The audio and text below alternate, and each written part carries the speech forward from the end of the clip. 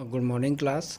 आज अपन बात करेंगे लेक्चर नंबर 3 की, जिसमें देखेंगे सॉफ्टवेयर रिक्वायरमेंट स्पेसिफिकेशन। ठीक है, इसको शॉर्ट में बोल सकते हैं एसआरएस डॉक्यूमेंट। एक तरीके से एक डॉक्यूमेंट होता है जो कि अगर यूज़ करा जाता है जो अपन सिस्टम डिज़ाइन करेंगे या सॉफ्टवेयर डेवलप कर रहे हैं तो उससे पहले एक एसआरएस डॉक्यूमेंट मेंटेन करा जाता है, जिस एक तरीके से आप इसे डॉक्यूमेंट बोल सकते हैं जिसमें रिक्वायरमेंट लिखी जा रही हैं।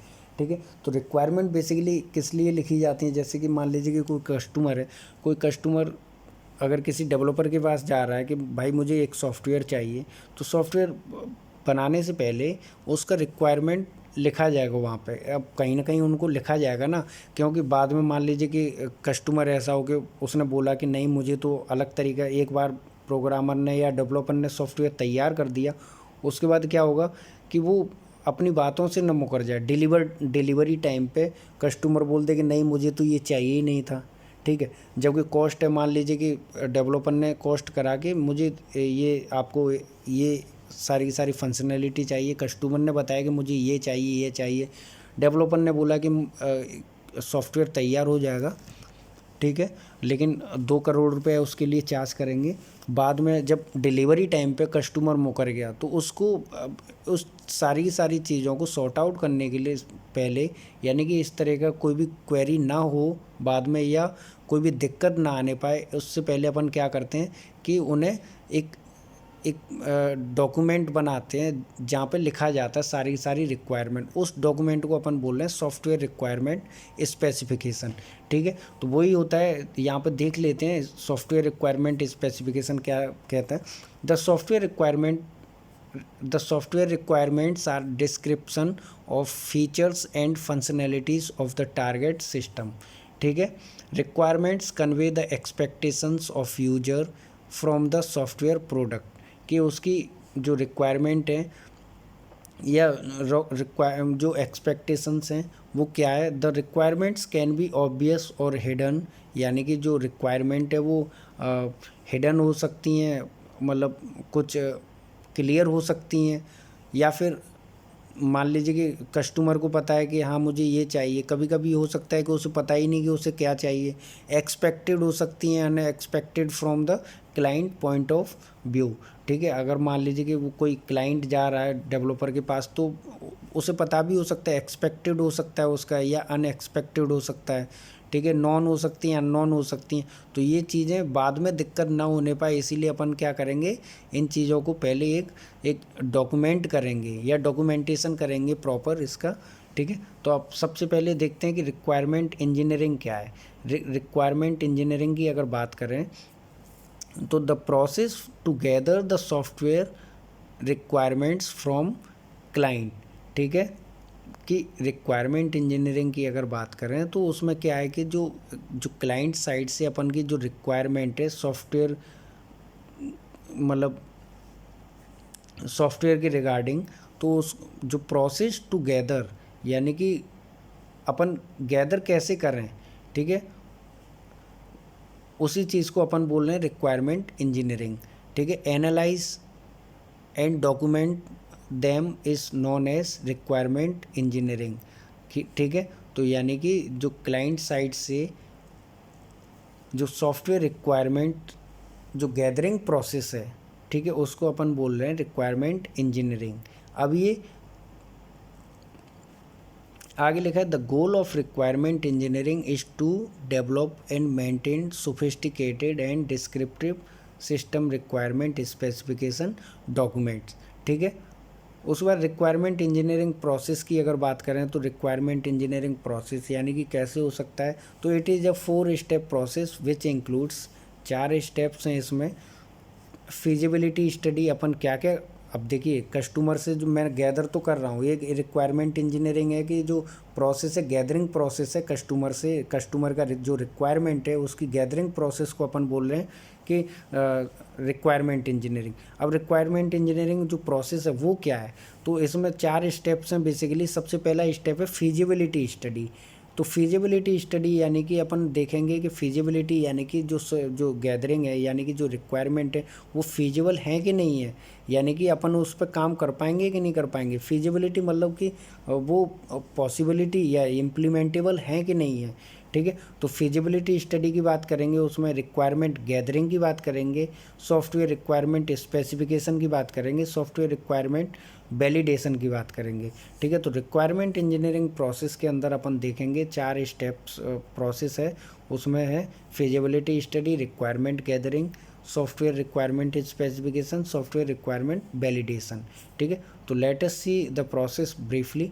पहला है फिजिबिलिटी स्टडी। तो फिजिबिलिटी स्टडी में मैंने बताया आपको कि सबसे पहले ये देखेंगे फिजिबिलिटी होता है क्या है कि ये इम्प्लीमेंटेबल है कि नहीं है, तो उसका स्टडी करेंगे।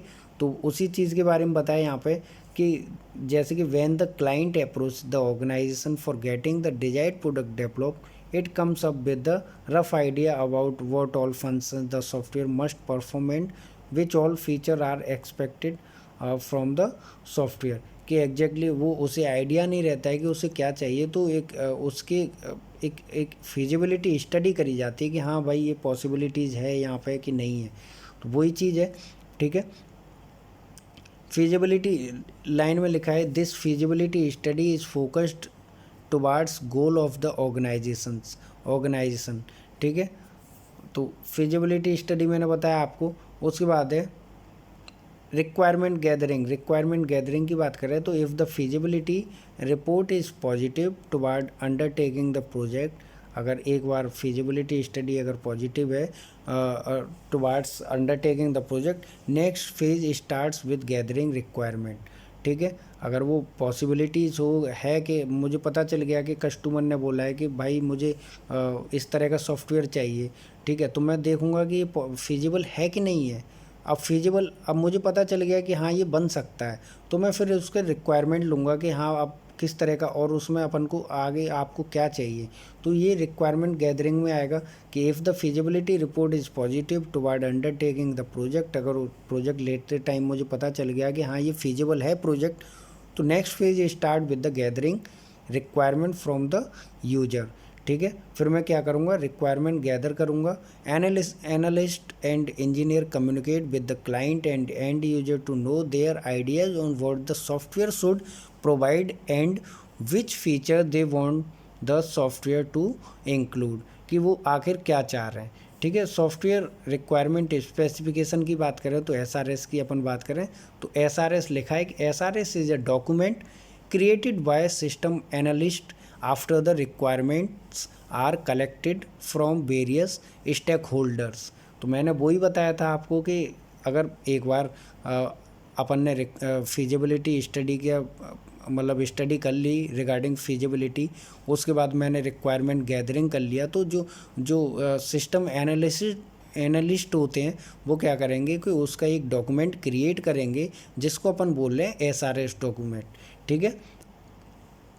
लिखा है कि SRS defines how the intended software will interact with hardware, external interface, speed of operations, response time of system, ठीक है। तो ये सारी की सारी चीज़ें एसआरएस में डिफाइन करी जाएंगी कि how the intended software will interact with hardware, कि किस तरीके से हार्डवेयर के साथ इंटरेक्ट करेगा, एक्सटर्नल इंटरफेसेस क्या होंगे, स्पीड ऑफ ऑपरेशंस क्या होंगी, रेस्पॉन्स टाइम ऑफ सिस्टम, मतलब कि आप उसको इफ़ेक्टिव किस तरीके का एफिशिएंसी मतलब इफ़ेक्टिव चाहिए कि नहीं चाहिए। उस वक्त portability of software across various platforms के मतलब पोर्टेबिलिटी के रिगार्डिंग अपन बात करेंगे। मेंटेनेबिलिटी के रिगार्डिंग अब उसमें लिखेंगे speed of recovery after crashing, अगर क्रैश एक बार हो जाता है तो उसका जो स्पीड ऑफ रिकवरी क्या है वो लिखेंगे। उसके बाद सिक्योरिटी के रिगार्डिंग अपन उसमें डिस्क्रिप्शन देंगे, क्वालिटीज़ की बात करेंगे, लिमिटेशंस एक्सेट्रा, मतलब ये सारी की सारी चीज़ें एसआरएस में अपन डिफाइन करनी पड़ेंगी, ठीक है। फिर है आगे the requirement received by client are written in natural language. जो रिक्वायरमेंट हैं receive from the client are written in natural language, मतलब नेचुरल लैंग्वेज में लिखी जा रही हैं। जो रिक्वायरमेंट्स होती हैं वो सिस्टम एनालिस्ट क्या करेगा, नेचुरल लैंग्वेज में लिखेगा। ठीक, it is the responsibility of system analyst to document the requirement in technical language.